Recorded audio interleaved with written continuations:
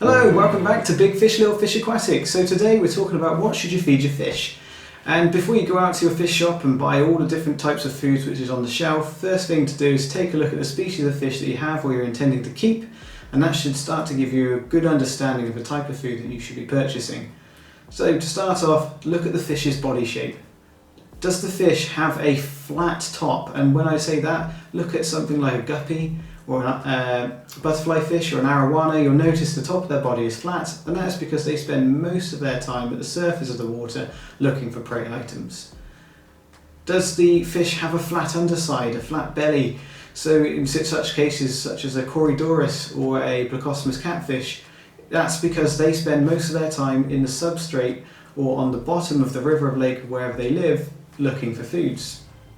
And then you'll have other fish which are more torpedo shaped or round body shape, and you'll notice that their mouths are normally pointing forwards, and they will appreciate foods which are sinking or in the water column rather than at the surface or at the bottom.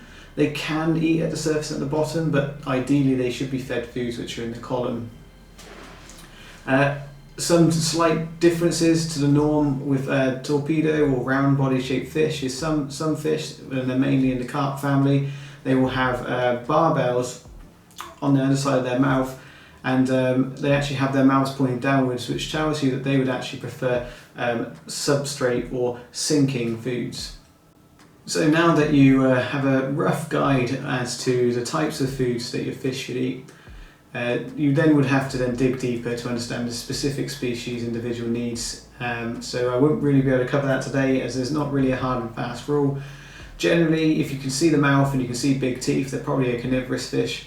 If they have big eyes, they're most likely a carnivorous fish. But then there are various other environmental factors which could play into why they would potentially have big teeth or big eyes and actually be herbivorous. So you'd have to do individual research on a specific fish. However, I'm assuming that you're keeping community fish which are available at most of your fish shops, and in which case this should apply for the majority of them. So if you have fish which are surface dwelling and have a flat top, then you'll want to stick with foods such as flake. And this stuff is great for surface feeding fish because it stays at the surface and it'll slowly sink down later on. So that's a great option.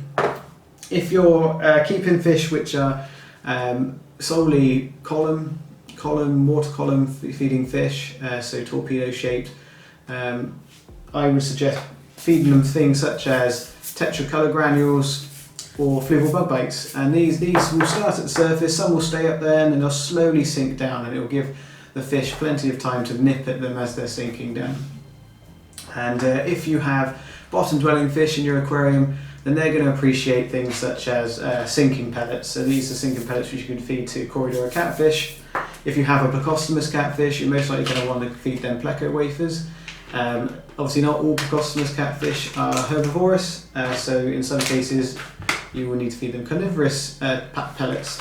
Obviously once your fish are all settled in, you're going to want to branch out on the types of food. They can't just live on a type of food for the rest of their life. You can't just feed them flake, you can't just feed them the pellets and things like that. You need to mix it up, and so what you can do, if you have a herbivorous fish for example, you can, in marine world, you can get seaweed and you attach them essentially to a clip and put them in your tank, and you allow your fish to graze on that throughout the day.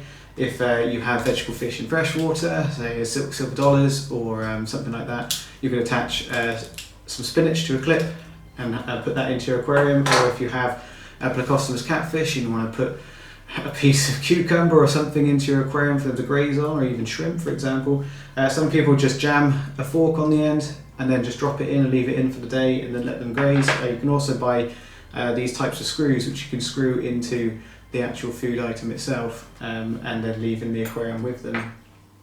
When it comes to carnivorous fish, then what you're going to want to use are things such as frozen foods and in some cases live foods. I personally try to avoid using live foods as much as possible, but I appreciate there are some situations where live foods must be fed to your fish.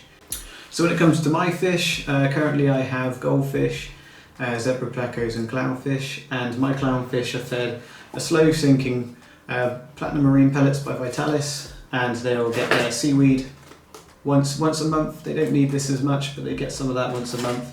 And they'll also get some frozen foods, mainly mysis, shrimp. With my goldfish, they will get, currently I use King British sinking pellets. I have used Vitalis and Hikari products, but I kind of mix it up every time I go for a new pot. I'll give them something different and see if they like it. So I currently go on sinking pellets, and every now and then they'll get a clip of spinach or broccoli, or some defrosted peas to help with digestion and things like that. And they'll also get very occasionally some bloodworm or brine shrimp. And then with my zebra plecos, they're currently on Hikari's carnivorous sinking pellets, and they will get a couple of times a week some frozen bloodworms, brine shrimp, and when they're a bit older they'll probably get some vegetable matter, but at the moment I'm just trying to grow them out. So that's currently what I feed my fish.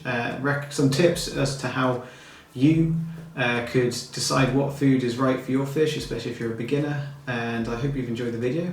If you have, give me a like, subscribe, and I'll see you in the next one.